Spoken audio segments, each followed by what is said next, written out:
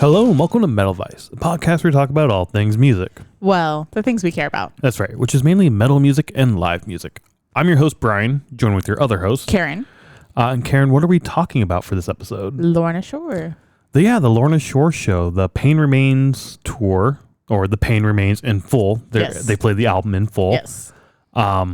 With support for them, we have Whitechapel, Kublai Khan TX. Is it just Kublai Khan or is it Kublai Khan TX? I don't know. I've always just like Kublai Khan, but yeah.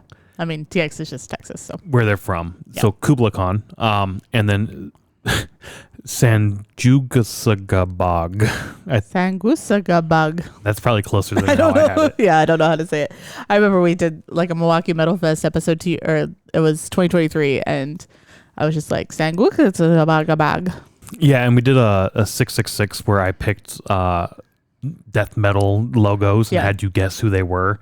And I was like, even if you get this right, you're not getting it right. 'Cause you're exactly. not gonna, and they were the one because you're like, even if you know who it is, I can't pronounce it. you can't pronounce the fucking name. I remember always thinking they were from like Europe or something, but they're like from Ohio or some shit like really? that. They're from the Midwest because they came out during this show and they're like, glad to be back in the Midwest. glad to be back in the Midwest. We love being back home in the Midwest. And like I think the vocalist lived in Evanston for a while. He said he did say that. Yeah. Yeah, I forgot about that. I forgot. Yeah. So before we get into that though, housekeeping items. This was at the Radius here in Chicago. Your first show this year at the Radius? yeah, since last summer. Clutch, I think, right? Yeah. We always go over like what shows you saw there, and I always think there's like more than we saw. No, we've been there forever. It's been a while. Yeah, I saw Static X this year. You weren't at that show, but other than that, we haven't really been there. No, this you went year for at Tech all. 9 too. But that was last year. Oh, was it last year? Yeah. Oh, so Static X was when I was in Ireland. So, Yep. Yeah. Well, technically, I was still in Chicago because my flight got canceled. Yeah. But on my way to Ireland. Tickets for this were $39.95. That is not bad. It's not bad at all. No, it is not. For the It's show we cheap got? as fucking shit. Yeah. I would have paid double for the show we got. $12.55 in fees, pretty high, and then $4.81 in tax, also pretty fucking high. Yeah, we've been to the Radius before. We can probably dive right into it, skipping over the Radius, because we should do a 666 on that venue as well. The one thing I will say that I find hilarious about this venue is every show I've been to, and I've been to, again, Static X and Tech 9, I think were the two shows I went to that you didn't. Oh, there? Yeah. Yeah, I but think so. otherwise we've been to a handful of shows there. Yeah. Every fucking show we've gone to, without question, every fucking show has had a different merch setup. Oh, yeah. Merch has never been in the same location at this place. So like talking about this venue and like telling you like, we'll go over here to get merch. Like, no, it's a toss up. Who the fuck knows where merch is going to be? They do have like when you walk in the door on the right hand side, like not down the hallway with the bathrooms and that bar, but like when you like if you're going towards the main floor, there is a section on the wall that even says merch. And a few times merch has been there. Yeah. Or partially there. Are partially there. A few times this night in particular. It was in the coat There's check room. no fucking merch at all. So it's in the coat check room. So it's fucking weird. I don't know how they decide. I wonder if it's like they ask the band like, "What are you bringing?" and then they decide how to. I don't know. Or the promoters, probably not the bands, but yeah. And we're not going to talk super much about this venue, but we will talk about merch a little bit because that is a big part of this particular show that we saw. Yeah. So diving into the show, doors opened at 5:30. We got there at 5:41, and yeah, we were at dinner before we even went there, right? And is that when you looked up and saw that it was sold out? Oh, yeah, because I was like, so there was an email sent out by the ticket, right? AXS? Maybe, I don't know. So we got like the know before you go type email. Oh, those ones, and it said doors at 5:30, show at 5:30. Which is fucking weird. Yeah. Normally it's not that way. Normally doors at 5:30, show at 6:30, which is an hour before. Sometimes half an hour, but typically it's an hour before. Especially for a show this size, it would be an hour before to get people in. So that's when I started looking at Instagrams of like Whitechapel and Radius and stuff like that to see if anything was posted on like set or not set times, but like performance time to see if it was actually 5:30. Yes, yeah. So that's when I saw that Radius posted that it had sold out. So which is cool. We've never seen a sold out show at the Radius. Right. We've seen it pretty busy, but I don't think I've ever seen a sold out show there. We haven't been to a sold out one that I know of. Yeah, I mean, sometimes it seemed like it was busy. But yeah, I know a lot of shows do sell out there. Yeah, I think one of the first times we went there, we did end up having to stand in line a bit down by where the parking typically is. We were down past that, and had to walk in, and it might have been the first time we were there. I can't remember what show that was. Maybe In This Moment or Trivium would have been one of the first shows. Yeah, Trivium was first, so that might have been the first one that we saw there. And I was like, this is fucking ridiculous. This is horrible entry. But ever since then, it's been super fucking good. You just walk up and you walk in. Yeah. So when this was sold out, in my head, I was like, well, that's going to suck. But we are also past this COVID era where people aren't showing up early. So it's just going to be packed at the end of the night. Cool. We can still just walk up and walk in. Was not quite what I expected. No. So I'm not sure exactly the road. So Radius is on Cermak.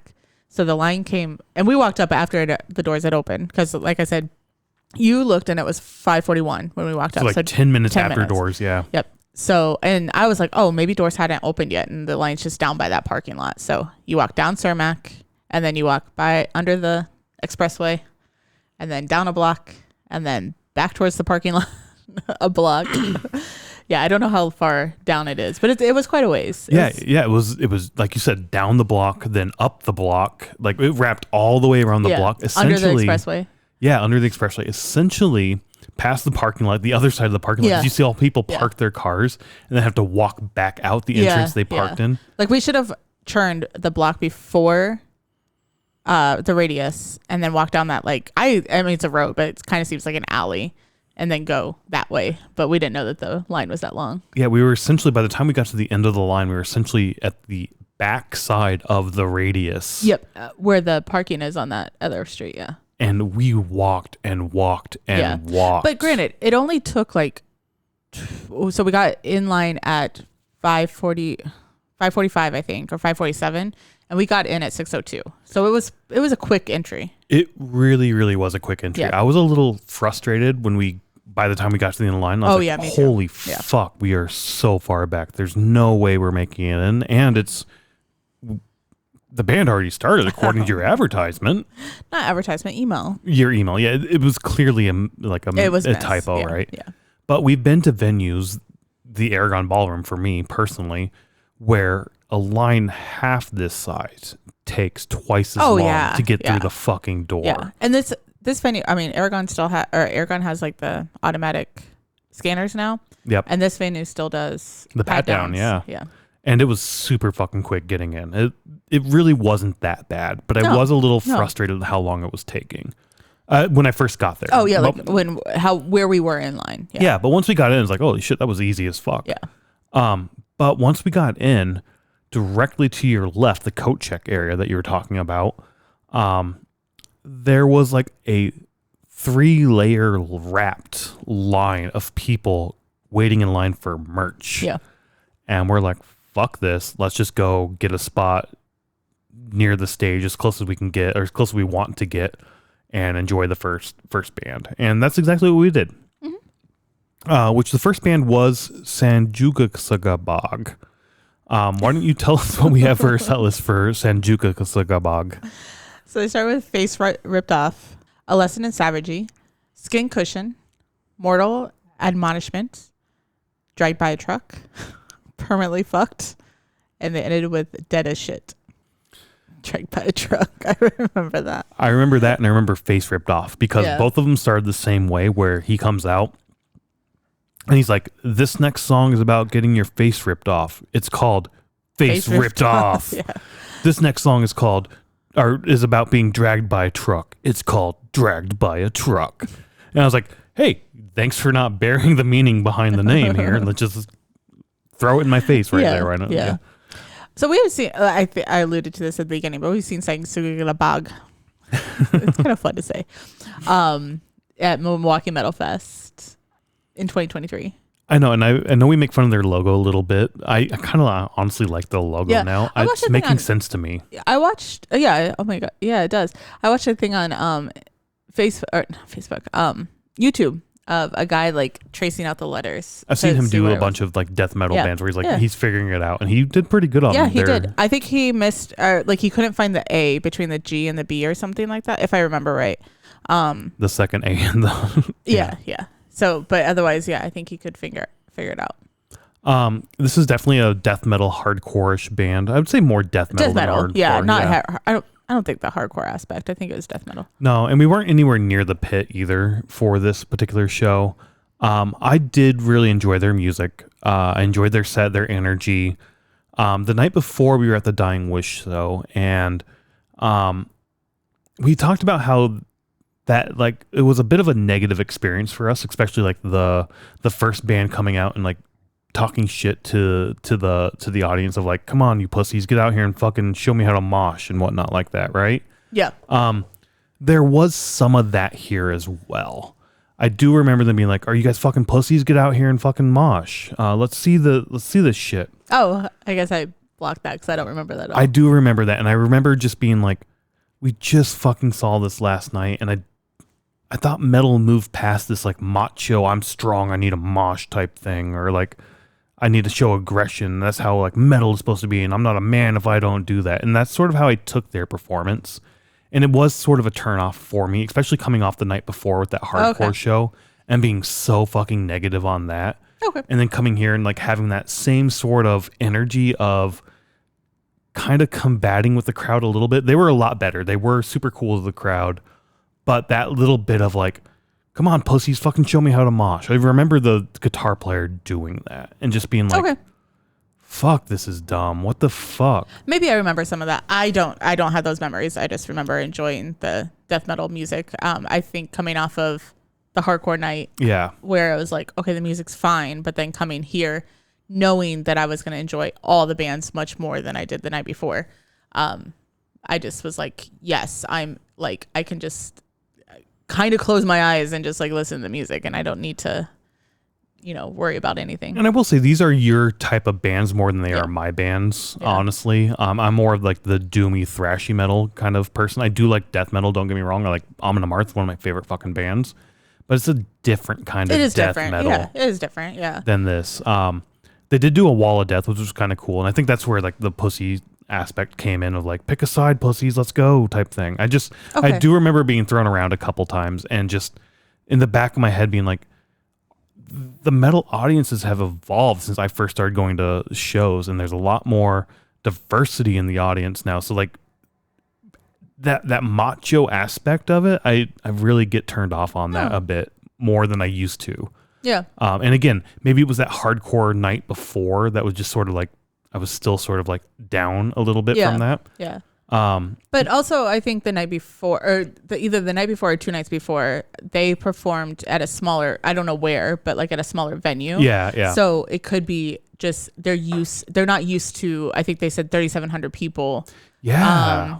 And they're used to those smaller venues, like where we saw Dying Wish, where it's like 100 people. Yep. Where it is kind of like you got to get people moving because you don't have such a huge crowd. So that's part of their It could be. It really like could be. I didn't think about that. And not necessarily a aspect of that the crowd that night wasn't doing anything. Yeah, I didn't think about that because even the night before they played a small club up in like Wisconsin, you said. Yeah, like they had a night off. I don't remember where it was. I'm just saying they played a small place. Yeah, but you're right. I didn't think about like you kind of get in this rhythm or this routine of like, this is my set. This is how I perform. Look at the Lamb of God set. It's the same. It is, yeah. Banter back and forth. I mean, it doesn't matter what show it is. It's the same year banter. after year. It's the same fucking thing. I never thought about that though. Like it also does evolve over time, as you're saying.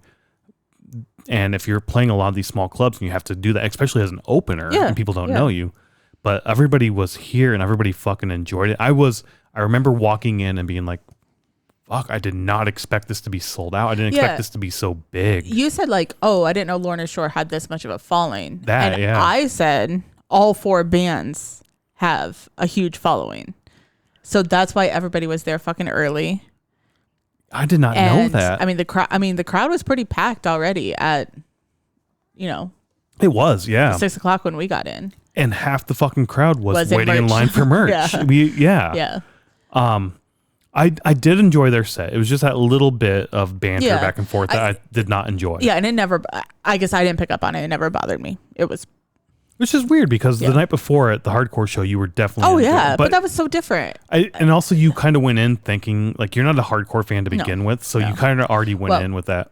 We have a whole episode on it. This might get posted before that one does, but I didn't know it was a hardcore show going into it until we looked at merch, and I'm like, fuck, all these are hardcore bands. And then I had that thought. Yeah. And it was the first band that night. But also, yeah. And but that can play into your emotion and how you go into a show a little bit. Not really. I mean, it does for me anyway, at least. Like if I go into a show and have a bad experience right away, it takes me a long time, if possible, to like get out of that rut. Okay. For me. Okay. That's all I'm saying. Okay. I think we had different experiences both nights, so it's cool. Yeah. But all in all, I still really enjoyed their set. I really enjoyed the crowd energy was fucking awesome as well. And yeah, like again, it was sold out, and I'm surprised. For some reason, it surprised me. Well, still. I think, so I don't remember if it was them. I think it was them and not Kublai Khan, but it was definitely early on, and I think it was them where they said, "Look at what like our community has done." Like we have 3,700. I think that's where the 3,700 came out. Yeah, they did say that. It's like we have 3,700 people here. I mean, maybe not all of them were in the venue at that time, but still, it was a fucking a lot of people. But it's like where this type of genre of music normally does play those smaller places. Like, I mean, here in Chicago, not necessarily like a Beat Kitchen or a Subterranean or something like that, but they would be playing like Metro or maybe the Vic. Vic's probably maybe a little bit too big for that even. Metro's probably a little bit smaller. I don't know how the size is. Were they the ones that said they played the Metro earlier this year too? I think so. Yeah. So, I mean, coming from that to even like a Radius venue, it's pretty good. I mean, it's good to see the fans show up too. Yeah. So. This also kind of reminds me of the Sylvie up in Madison, where that was a sold out show with Amon Amarth, Cannibal Corpse, Frozen Soul. Obituary, Frozen Soul. Mm-hmm. And like that bill to me is awesome. That sounds amazing. I was just shocked that it was like, it's sold out, honestly. And a lot of people were there for Cannibal Corpse, which is to me kind of shocking. The thing that kind of sucks, especially here in Chicago, I mean, maybe there's some venues, but it's almost like you go from like a Radius size or an Aragon size, and then the next jump is like the arenas. It's the arenas, but then the next jump down also is like House of Blues or Metro. Like there's no in between. There's not that many. Yeah, like there's not like a 10,000 person venue that I know of, right? I'm trying to think. Yeah, I mean, maybe no. I was trying to think like Allstate Arena way out. Oh no, but still, I think that's like 17,000 or 20,000 or something. But you're right, like, and you're outside of the city. Then you're right. You go from like these 100-person bar shows to these smaller venues like House of Brews, Metro. Yes, like a couple, like 1,200 people. Yeah, and then you jump up to this 3,500. Yeah, and then you jump up to multi-thousands, like 10,000+. Yeah. So you don't have any of that like mid-tier. Yeah, like venues. a 7,000 to 10,000 range. Where would that be? I don't know. Like I'm really thinking. Like I don't feel like Chicago has something that size. I don't know if metal could sell that either. But look at this night, like. Which is why I'm or like the baffled. Amarth night. I'm still baffled that these are selling out. Like I love it. It's great. Yeah. Don't get me wrong. Yeah. I'm just like, for real? Yeah. You guys are here for this, but you don't show up for, and I'm going to say Baroness, but at the same time, it's kind of metal. Like it's not kind of metal. It is metal. Yeah. I get what I'm saying. Concord, I don't know. Sometimes it feels like metal struggles to sell. Concord and Bottom Lounge are almost the same size, right? Concord's a little bit bigger, probably. Concord's probably a little bigger. Orbit Culture, I think, is a good example here because I don't think they sold out Bottom Lounge. No. I would argue their show is better than this show. Okay. I personally love that music better. So like that's where I'm trying to like understand like how do we go like I get what you're saying. It's a different fan base for every band. But I mean this show has 4 bands that have a really large following for all 4 of them. Yeah. Where Orbit Culture was it Orbit we don't need to go through who was all there. But like I feel like that they don't have as much of a following as Okay, our camera died. Yeah. So in any case, we were rambling. I was rambling a lot about this selling out, which you can go back and forth. They're different fan bases. To me, they're metal. Like, you love metal, you love metal. Go to fucking all the metal you can go to. That you can afford.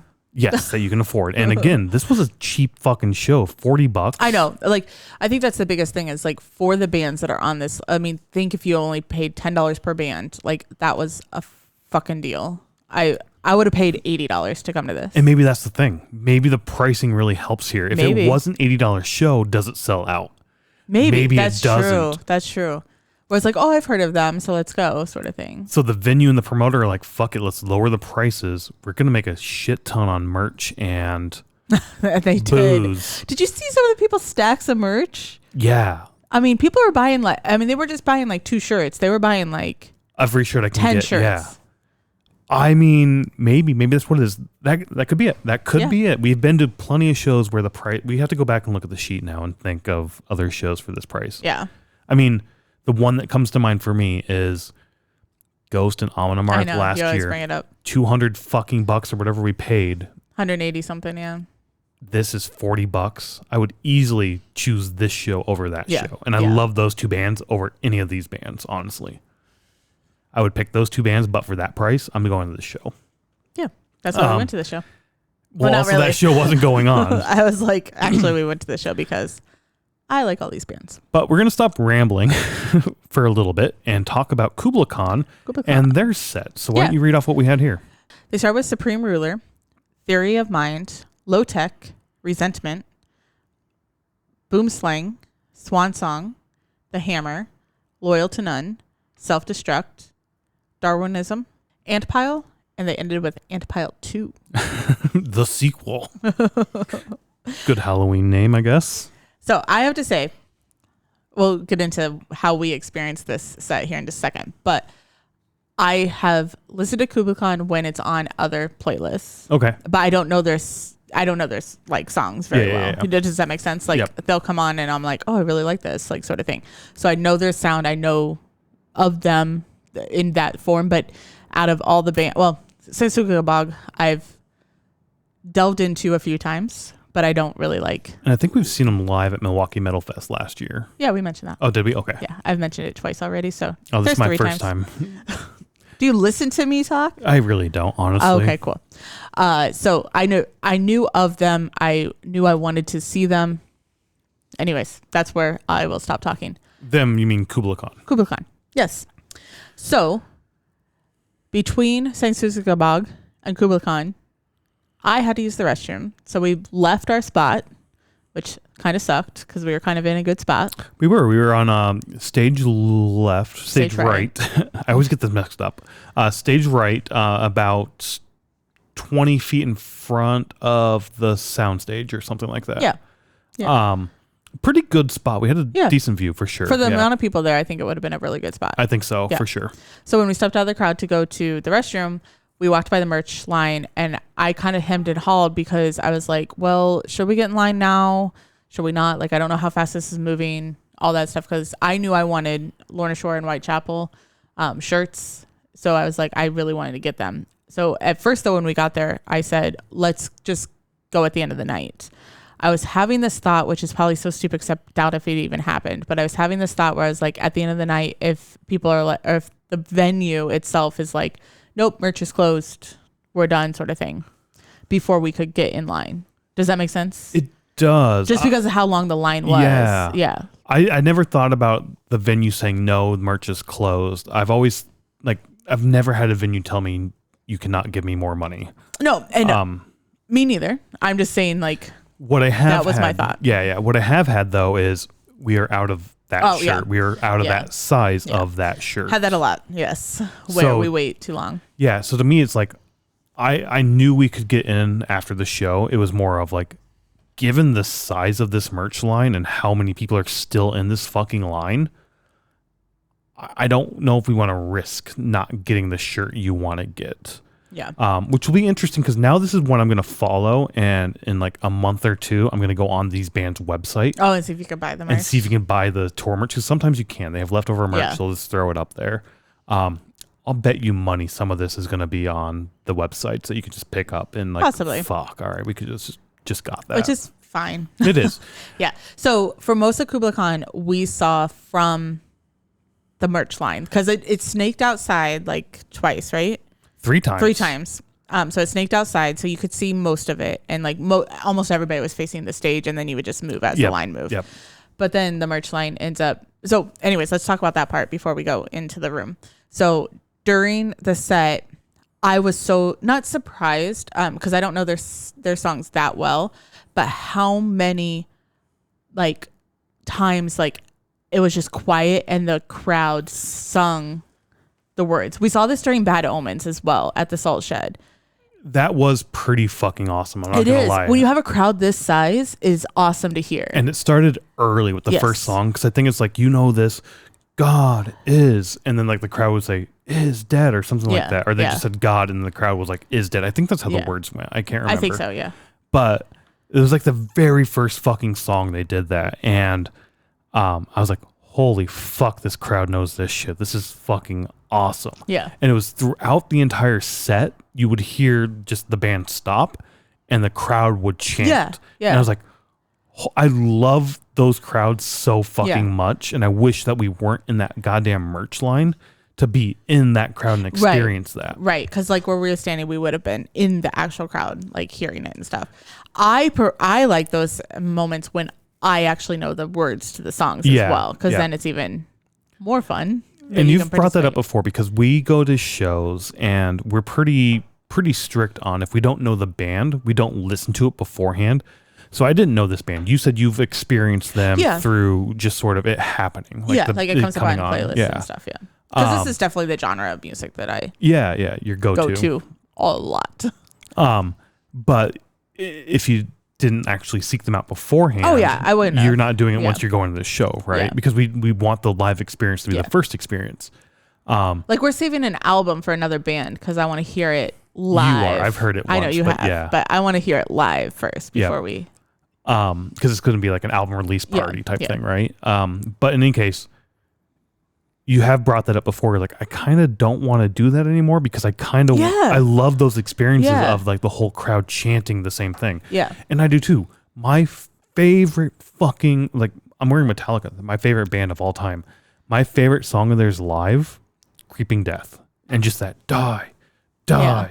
Like the motion of the hands and the horns going up and then the chanting of die. And you know when to fucking do it. That bass starts to kick in. Die. Yeah. Motherfucker, die. Like you know what to do. Like I love that. And the crowd interaction.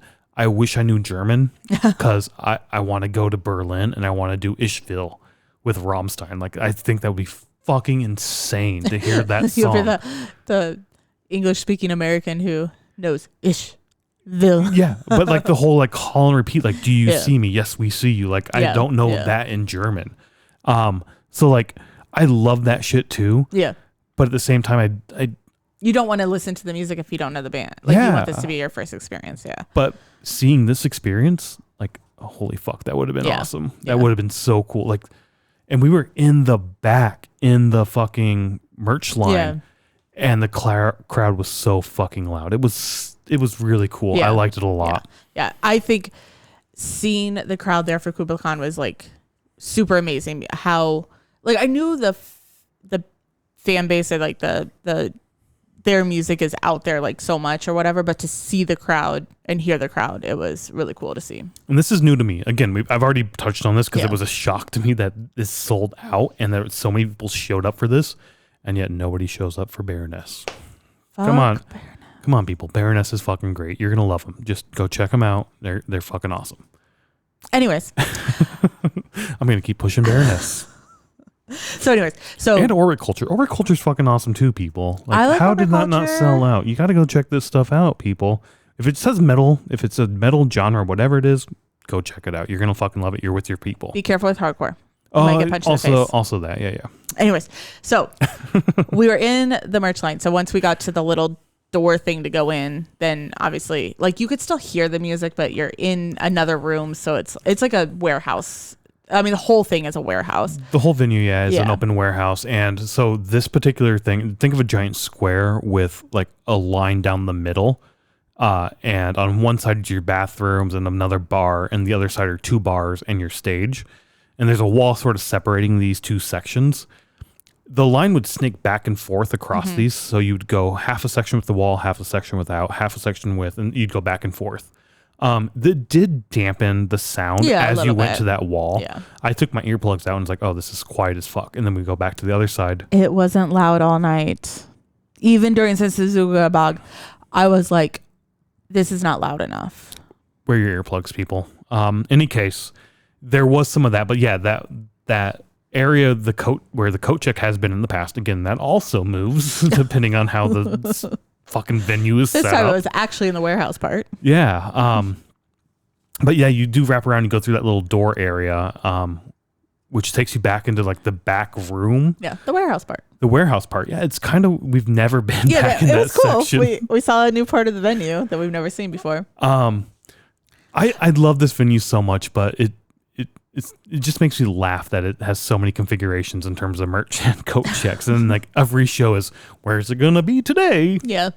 Anyways, so once we get back there, the set obviously ends. We were back there for a bit. We heard a little bit, but it did end like soon after. And I think I asked you like, oh my gosh, is it over? Or like, is it over or whatever? And that's when I really started watching the time, because I was like, okay, there's probably 15 or 20 minutes before Whitechapel goes on. Because you really wanted to see Whitechapel and Lornashore. Those were like the 2 bands you were there for the most. Yeah. Like I wanted to see all 4, but like I didn't want to miss Whitechapel and Lornashore. And I think I even said like when we got in line for merch, I was like, if we're still in line when Whitechapel goes on, we're leaving line no matter where we are. And so I think that's when I offered to you, like, you tell me what shirts you want.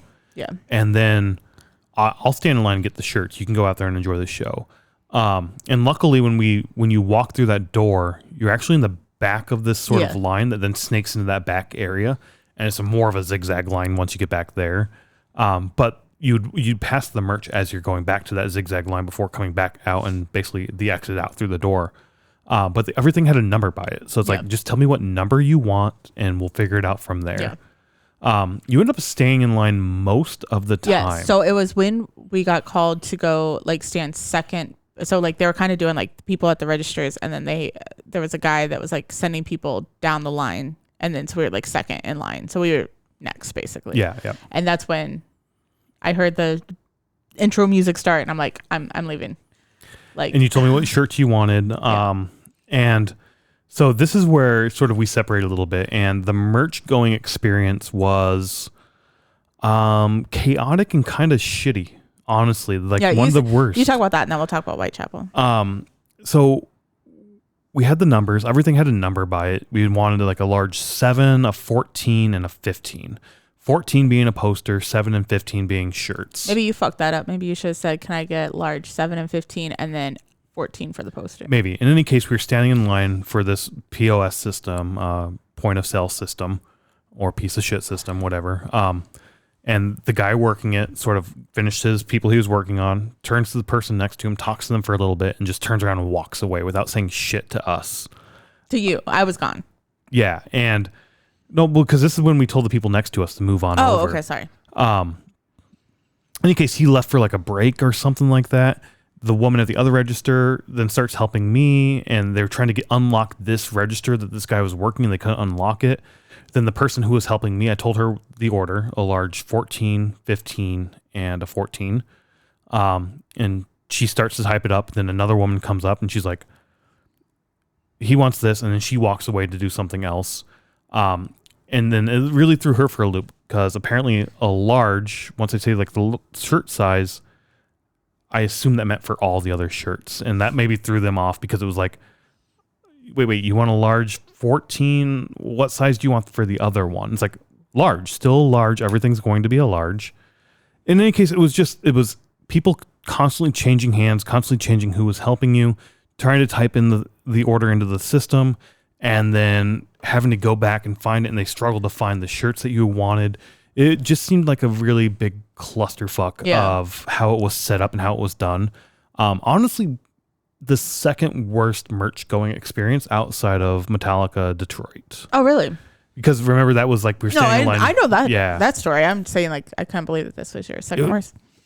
It's simple. Like I want this shirt in large, and boom, here's the money I want to give you. And like just the struggling. And I think it was kind of a fluster of trying to help me plus trying to get this register open type thing. Cause this guy just fucking up and left. I don't know. He had to go potty. Maybe, but also just the fact that, you know, I'm here in line and I missed an entire set. Yeah. And we have a whole episode on Line Fest, Iowa, 2021, where we were in line for fucking water and missed multiple sets. This was definitely our choice to stand in line. I was going to say that this was not a venue thing. I mean, I hemmed and hawed about standing in line, and I was like, let's just do it. Like we could have easily said, fuck this. We'll try afterwards. If they don't have it. They don't have it. Whatever. Yeah. That's not on us. I want to give you my money, but if you don't want it, that's cool. Yeah. This is definitely on us for sure. Yeah. No, I that's what I was trying to say. It's like, yeah, no. And I'm just agreeing with you. Like, yeah, this is definitely on us. It wasn't the greatest experience. It wasn't the smoothest. It could be cleaned up. And again, every time I go there, they seem like they're changing it to try to figure out what works best. This iteration was not the best. Yeah.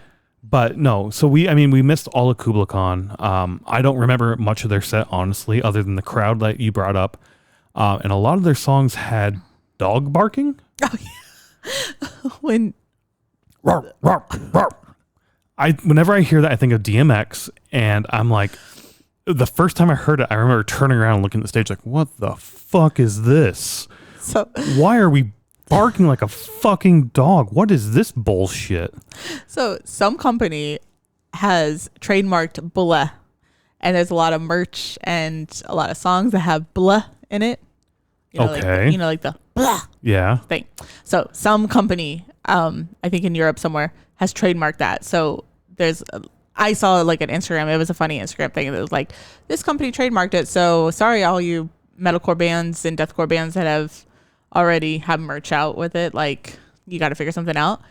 And then I think it was Knocked Loose, but they were like, Knocked Loose, you better trademark the arf arf because their songs have that as well. So it was just a joke, not like they actually trademarked the rough type thing. Not yet. Not yet.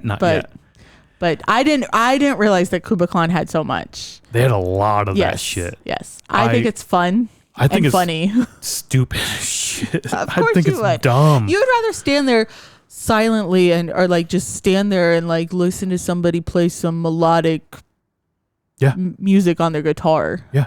100%. Guitar solos for 7 minutes. Yeah, let's go. Let's fucking do this. Bring it on. I want to hear the nuance in that solo. Any hoodles. No, it did frustrate me a little bit. Really? It did, yeah. I don't like it. There was a band we went to last year. I can't remember who. It was like 3 bands in a row where they're the people doing the woo, woo, woo, woo, woo, with like the fist pumps and like the wooing or whatnot. So that was the band before 3 Days Grace. I don't remember what band it was. Oh, it was, yeah. Aragon.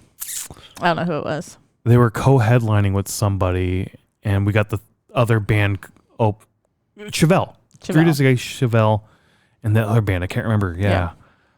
In any case, no, I did not enjoy the dog bark. Okay. But those are the 2 things I remember: the awesome crowd and the dog barks, and missing it because of merch. Again, my choice to stand in merch line. Getting to Whitechapel though, this set was not my choice. What do you mean not your choice? The lighting. We'll get into that. Oh, okay. Well, Exile played This Is Exile. Not Exile, sorry. Whitechapel is the band. Whitechapel played This Is Exile, Possession, Prosthetic Fluid Asphyxiation, A Visceral Wretch, Dementia, Brimstone, Hymns of Dissonance, A Blood-Soaked Symphony, and they ended with The Salt is the Law. Have we ever heard The Salt is the Law live? Yes. Oh, have we? Okay. I know every time we see them, that's your song that you want to hear. Always start with This Is Exile and end with The Salt is the Law. Oh, really? Except for when we saw the Valley in Full. The Valley in Full? Yeah. Okay. Yeah, that was probably the show that I'm like, oh, they didn't play it. But they only played the Valley. Yeah. So. And Phil was sick. So. Getting to the set, I really do like Whitechapel. I'm like don't let what I say affect that. I really do like their music. Okay. Go ahead. What were you going to say? No, it's fine. Go ahead. I Will Find You, one of my favorite songs. And then what's the other one? Creek. Hickory Creek. Hickory Creek's my other one. And I'm struggling there. Sorry, guys. I really, really like Hickory Creek. It's got that like melodic sort of, your life sucks because I'm about to fucking rip your goddamn eyes out. Like, it's such a great fucking song. And I Will Find You is so good too. I love those songs. And you brought this up several times since the show, and it was only last night. But we might not ever hear those songs again. Yeah. It doesn't fit with their new sort of sound. Not the new sound, that's their sound. Yeah. So when I found Whitechapel, I can't think of her name right now, but I saw a female vocalist cover Whitechapel. And when I heard that, I was like, oh my God, I need to hear this band. And then we saw them with Trivium at the Radius, actually. Was that the first time? In 2022. It was, I remember that. The first time. And I knew who they were going in and everything like that, but only from that one cover, one song. So, and I was like, okay. And it was one of those things where I didn't listen to Whitechapel before going because I think we already knew that we were going to see them or something. I don't know. But like, I didn't check them out. So and they were touring on the Kin album. Yep. Then, and they were an opener for Trivium. So they probably played like 6 or 7 songs, maybe. So Kin had just come out. Yeah. And it was in like Chemist. 2021. And then the Valiant Full was 2022 or 2023. 2020, I think, before Kin. Yeah, no, that was before Kin. But we saw that because of COVID, they had to like do the celebration of that album, the whole tour of that album afterwards. I'm trying to like pieces together in my head. I see what you're saying. Okay. Yeah, I remember that now. Yeah. Okay. So, but anyways, so they were the second opener because Chemist opened first and then it was them. So, Yep. But anyway, so they probably played like 6 or 7 songs. Was that BT Bam also at that show? Yes. Okay. Yeah. That was a great fucking show. Yeah. Yes. We're talking about this one, but not that show. But I remember that now. Yeah. So I was going back to the first time we heard them. So I honestly, if this was the first show and I didn't know any of their music, I don't know if I'd be such a fan as I am when they played the Kin or when they were touring with the Kin album. Interesting. Because they played a lot more of those melodic songs. Yeah.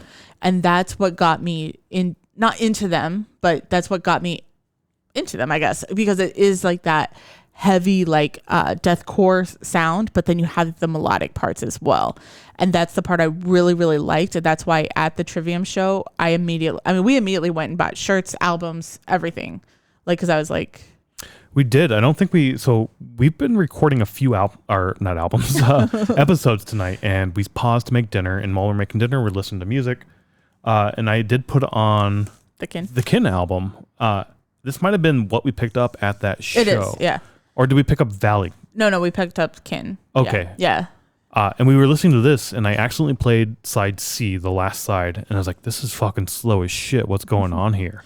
I like it. It's a weird way to start an album, only to find out is how you end the album. Yeah. So anyways, that's what I've mentioned quite a few times, even walking home from the show, and today, not quite a couple times, about us not hearing those songs is like the more slow melodic, unless they're doing a headlining or like when we went to see the Valley in Full and that sort of thing, like that's not their main go-to songs. That's what got us into it, and that's what you like is like the more melodic songs. But most of their shows are more of like this. Like when we saw them with In Flames, right? Was it In Flames in Gary? I think so. It was In Flames and Meshuggah in Whitechapel. Was that Lornashore? No. Lornashore was with Gojira. Okay. Yeah.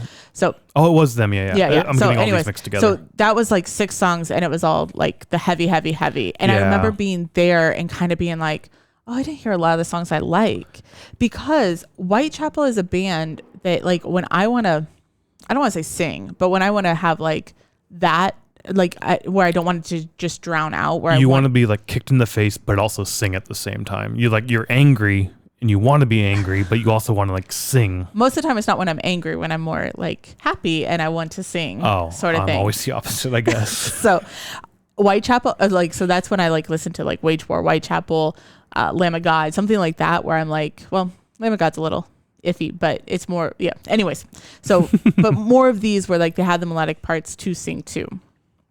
When we get to Lornashore is the band that I put on when I fucking hate my life and hate work and hate everything. And I just want to drown out everything. Gotcha. Okay. So. But you also did bring up as we were walking home, of like, that might be the last time. And same thing we're talking about. Like, that might be the last time we hear those songs, or we might not hear those songs ever again. And we've talked about this before, especially when a new album comes out. The band is promoting that new album. Oh, yeah, a absolutely. lot of their set is devoted to the new shit. Yeah. With sprinkles of the popular, like the really, really popular shit. And so there's not a whole lot of room, especially for these slower melodic songs, right? Yeah. In a set like this. I mean, especially when you only play 9 songs, you're not going to have 3 melodic songs in there. Sure. Think of Slipknot, right? Dead Memories. I fucking love Dead Memories. You're not going to hear that often, because what are you going to get instead? Vermilion. Like, that's going to take that slot, right? Yeah. But on that album's tour, on the Psychosocial tour, like, you're getting that song because it's the new one, right? So I'm a little disappointed. I might not ever hear Hickory Creek unless, again, they're headlining and that's the one song they play. Yeah. But then am I also going to get I Will Find You? Probably not both in the same show. Right. So I really like their music. I like more the melodic than I do the heavy shit they do. Yeah. They do both really, really well. Yeah. I do lean towards more the melodic stuff because it's more thrashy and doomy in my mind when I hear it. Yeah. And that's what I gravitate towards the most anyway. But this night I felt like and I don't know, because the Radius, I've never had a problem with the sound, but this night I felt like the mixing wasn't very good. Like the vocals was very hard to, the vocals didn't come through very well. And I felt like it was drowned out. And maybe, so because we were in merch line, I was in the back. Yeah. Behind the soundstage and everything. I mean, like, so, and plus Radius doesn't have that many speakers. So I was like, well, maybe it's just that because they only have the speakers by the stage. And it could be, yeah. So, but anyways, I didn't feel like the vocals came out very well. And that was a downside for me. The other downside, definitely the lighting. The lighting for me, like I joined I 2 or 3 songs in. Yeah, no, not at this show. No. I waited to say it during this. It did not bug me like it did you, where you had to walk away. And we're not going to go into a 10 minutes thing about how you fucking hate lighting. We might. We'll see. No, we've done that in so many episodes. But this night there was like spinning lights. There was spotlights that were like coming out into the crowd. And granted, we were in the back, so maybe that was part of it. And if you're closer, maybe it wasn't that big of an issue. I did not care for it. It made me kind of like what you were saying on lights, where it made me feel like I was just like looking down constantly, or, like I wasn't really watching the show. Yeah, I was definitely the same way. It was not a good light show for me. But, I mean, the effects they were using were kind of cool. They were like the spinning lights where they're sort of off center and it's like this sort of gear moving. You can see all the lights go. It's a really, really cool effect done if you do it very seldomly or very, like sparsed out, but like constantly doing this. And then the backlight behind the band flashing in your eyes. Yeah. Again, I hate that because I can't see you as the band then at that point. All I'm seeing is the lights. I'm blinded. I can't see anything. I'm spending most of the time, as you said, looking at the ground. And now I'm not paying attention to the music. Now I'm thinking about, fuck, I hate these goddamn lights. And that's all my head's on now. I ended up getting not a severe headache, but I got a pretty bad headache. And I'm like, I'm going to wander. You can stay here. Yeah. I did go all the way over to stage left. And there's like a little below the catwalk area, which is also kind of interesting. We've never seen people up on the catwalk. This is the first time I've ever seen anybody up on there, and I really want to see a show from up there. I think that'd be really cool. I think you have to have a special ticket because there's a lady at the bottom of the stairs. Maybe, but they've never offered that in the past, is what I'm saying. Yeah. So unless it's a VIP thing or something with one of the bands. Maybe, but I've never seen a single soul up there. This is the first time I've seen anybody up there. In any case, I was under that, and you're off to the side, so you're not getting blinded by the strobe lights, and I could actually see the band, and it was a pretty cool set from what I saw from that standpoint. Sound was a little better as well because you're closer to the stage. Oh, I felt like when we stood over there for Lornashore that the sound was dampened. Oh, I thought so. It's definitely damping as you walk over, but once you get into that clearing, I felt like it was fine. Okay. In any case, I did enjoy that better, but yeah, the lights for me were a definite turn off, and I don't know why so many bands are doing this other than it's cheap.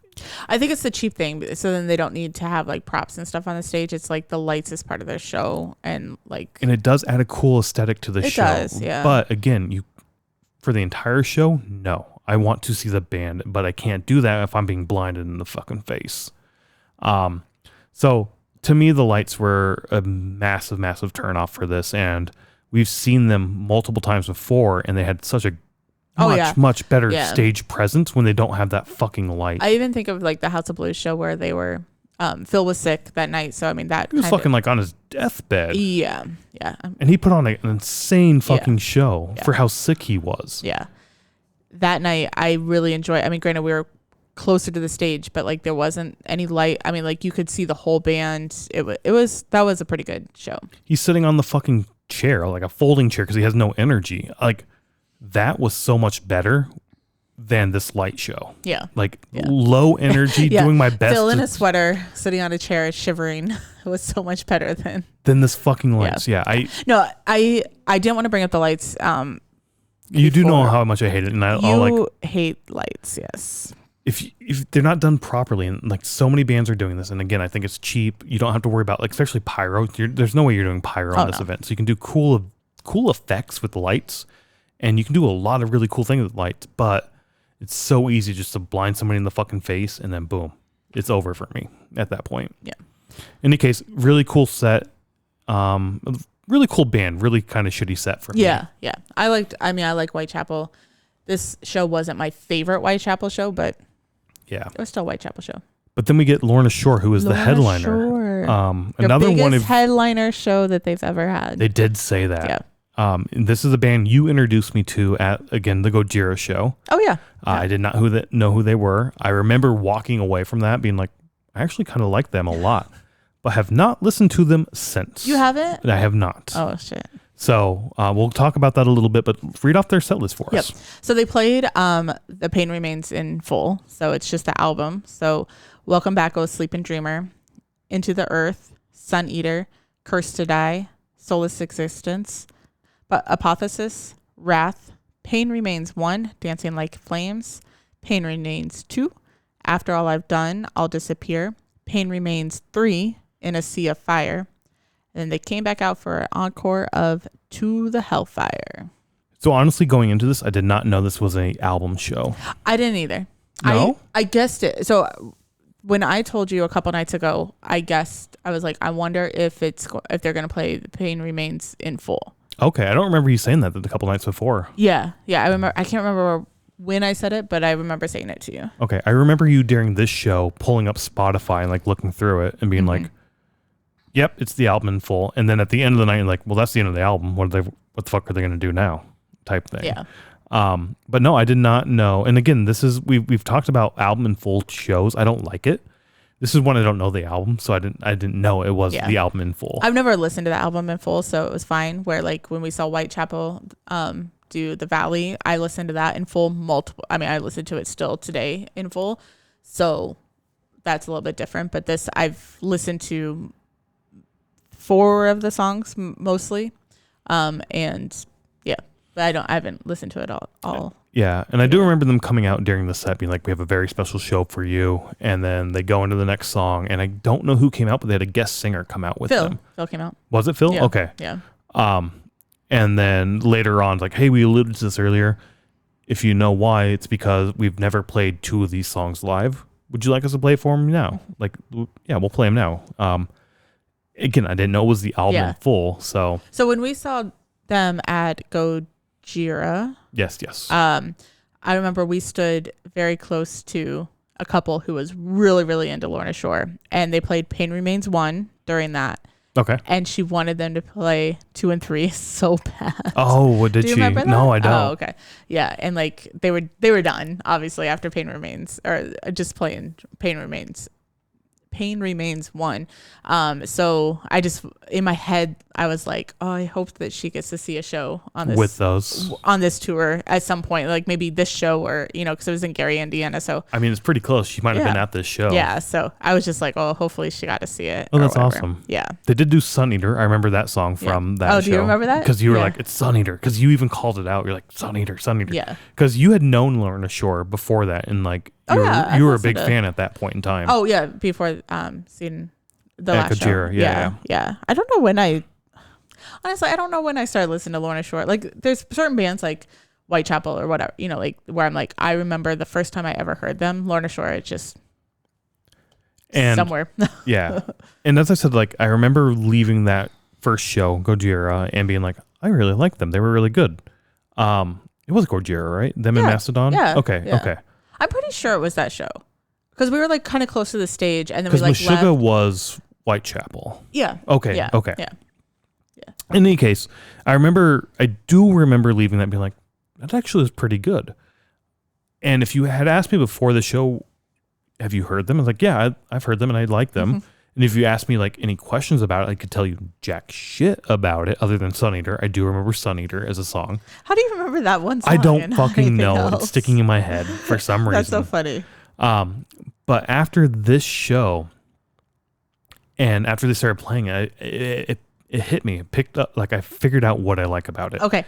It's the melodic instrumental elements in between the songs and during the songs, like the slower sort of like we're going to go super fucking hard and then drop off and do this melodic sort of shit in the middle and then build back up like that.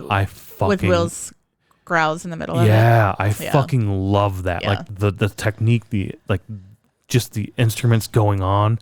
And I picked up on it here a lot. There's definitely backing track elements going on. And I'm kind of fine with that, honestly. Sometimes it really, really fucking pisses me off. Right here, it's fine. I'm cool with it. You can tell when they're using it and when they're not using it. Sometimes when a band uses it too much, you're like, I can't tell who's doing what. Yeah, we saw some bands in 2022 that like there's a couple right in a row, and I'm just like, I don't like the backing aspect. Or Spirit Box, I think, was the main one for me that I remember the most, being like, what the fuck is this? Yeah. Why are you doing this for a backing? Yeah. But these guys, like, it made sense. And then you start going into, like, I don't know, that aspect of the show I really, really enjoyed. And I had hoped, because after Whitechapel, they moved all the fucking lights off, but they had their own lights. Yeah. And I think that Lornashore lights are the ones that I hate the most, where they're like kind of long square, but like the long part in the middle that's just like bright light shining out at you. I don't like that as much. So I was thinking, I honestly enjoyed their light setup better than Whitechapel. Okay. Because they weren't doing the constant bright light. Especially at the beginning. At the beginning, it was sort of a dimmer light, I felt like. After that, it started picking up and I started struggling to pay attention to what was going on. Mm-hmm. We did the same thing we did with Whitechapel. Oh, yeah. Or that I did, where we went over to stage left and sort of hung out in that little bunker. You already talked about how like the sound was really I just felt like it was dampened right there. So. But I could at least enjoy the set. I can see them moving, see them playing, and I enjoyed that much better. I really, really like their music. I'm glad we got to check it out. It made me again think of like Amon Amarth, where I've seen Amon Amarth the first time, the second time, the third time, and then it's like, I'm going to actually listen to your shit now. You should. It's mixed really well, and you can like hear the voice, or like, so the vocals like a lot of his vocals are like the growl vocals, and it's kind of hard to hear, but listening to it on Spotify, you could hear like the words coming out. Yeah, this is definitely one where it's like, all right, now I definitely need to go back and check this out. So and the vocals is part of the music, and that's the part that I love about Lornashore, where there's other like Knocked Loose, where the vocals are just its own thing, and I can't get into it because it's not like part to you. It's different. Yeah. No, I agree. And vocals for me and lyrics for me are always like a secondary thought anyway. Yeah. So even if I don't understand it, I'm fine with that. Like as long as the growls go in with the music and the tone of the music, I'm fine with that. And based on what we saw last night watching this, like, yeah, this is right up my fucking alley. I need to check this out. You need to listen to it a lot more. Yeah, definitely. So I'm definitely going to check this out. I think I probably said that after last time, but I really, really, really did enjoy this set. I did not like the lights. I did not like the lights for Whitechapel. The merch experience, I did not enjoy that. Yeah, I don't know. Like I felt off most of the night, and I could tell you something was off. I thought it was just the music because you're not really into this as much as I am. I've been excited about this show for a long time, so I'm not, and I don't know why I was so off. The merch line, I chose to choose. I chose to stand in line for merch. Like, that was my choice. Unlike Linefest, I need water to live. It's not a choice to drink. It's a necessity. That was a choice, and whatever. I missed some of the songs. I missed an entire set and some of the songs because I wanted to buy a shirt. The music overall, though, was great. I enjoyed all the music from top to bottom. The lights I did not enjoy for the last two bands. This is still one of my favorite venues. It was a long as shit fucking line getting in, but it was an easy process getting in. It was much better than other places we've been that have had much shorter lines to get in. Yeah. I can only imagine this line at some of those other venues. Oh, I know. And yeah. I guess we're going to stand here for 4 fucking hours waiting to get in. So it's a weird night for me. It really is. Lornashore, though, the big takeaway for me is I need to listen to more Lornashore. Yes, you do. I liked it. I did like it. Good. I want more better lights next time. And hopefully they continue to, keep rising up. We said a lot at the beginning of this about the size of the crowd and the sold out show and all that stuff. And now I'm like, now I can envision, granted, we talked about how there's not like a 7,000 to 10,000 venue that we can think of right now off the top of our head for Wintrust Arena. We've never been there. Oh yeah. What is that venue like? Oh, I don't know. Maybe that is like an 8,000 to 12,000. Maybe. I mean, a Perfect Circle played there last year or this year even. Yeah. Earlier this year. And Parkway Drive was supposed to be there. Parkway Drive was. I saw a video of their latest set. It looks fucking insane. Yeah. Anyway, this is the show. Yeah. So, but I can only see better things not better things. Sorry. There's really good things happening for them, but for all these bands, along with the deathcore genre of moving up. Yeah, I'm interested. I've been thinking about this a lot lately, especially after seeing the Vintage show. We didn't do an episode on that. No, because that was kind of ad hoc. Like, we bought tickets at Knotfest, like Iowa. The day before, yeah. But that show, the 4 bands playing were young as fuck kids, like in their early 20s, right? Yeah. And I'm trying to think, there's not a whole lot of bands that we've discovered, new bands that are in their early 20s. Like, think when we discovered Avatar. They were not in their early 20s. I see what you're saying. I was like, recently? Yeah, like, there's all this Orbit Culture, not in their early 20s. Like, you don't have these bands that are starting to break through and become successful. Orbit Culture's been around for a long time, though. So is Avatar. Yeah. That's what I'm saying. Yeah. Like, they've been around forever. So those 4 bands we saw with Vended, how many of them are going to stick it out for 5-10 years down the road? How many of them are still going to be around? Maybe one, maybe none. Same with this, is how many of these bands are going to be around 5 years from now, 10 years from now. I hope they're going to be good. All 4 of them. I hope so. I do really hope so. But at the same time, we already talked about this too. Music is cyclical. Like, maybe not during this episode, but like, hardcore bands are starting to feel like an uptick. Oh, I see what you're saying, yeah. Like, how long before that sort of peaks and then starts to drop down? And at that peak, you're going to have just a handful of bands at the top that will stick around. I guess I can kind of see that. So, like, when Lornashore is in their 50s and 60s, yep, are they really going to be playing shows to 18-year-olds? Right. Probably not. And when we're in our 50s and 60s, are we going to be going to see shows like Lornashore? Right. That's what I'm trying to say is, like, I see what you're saying. Like, yeah. Where Metallica's a little bit different because Metallica's like, it goes to everybody. Well, sure, but also like Slipknot, right? Like, you have there's very very few bands that will stay at the top and like continue to rise like this. Yeah. Lornashore's the biggest. Slipknot started at the top and they just stayed at the top. They did, yes. So. But you know what I'm saying? Like, yeah, I get what you're saying. This is the biggest show they've done. What's next? Hopefully it keeps growing. Yeah. But at what point does the general public say, I'm done with this style, I want something different? Or does the next thing come in? You know what I mean? Like push them out. Saying. I hope that it's not a push out thing. Hopefully it's a, like we're all at our peak. Like, let's just enjoy life now, and not nobody's buying tickets anymore. Right. So as we said, Baroness, they come to town like once a year or so. Go check out Baroness. That was the joke I was trying to make. It's like, whatever.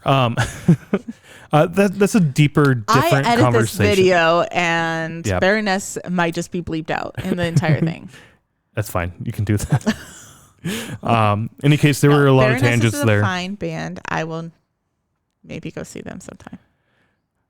Any case, that was one last tangent. I enjoyed this show. I want more great things to happen for all these bands. I really do. I want to check them all out again.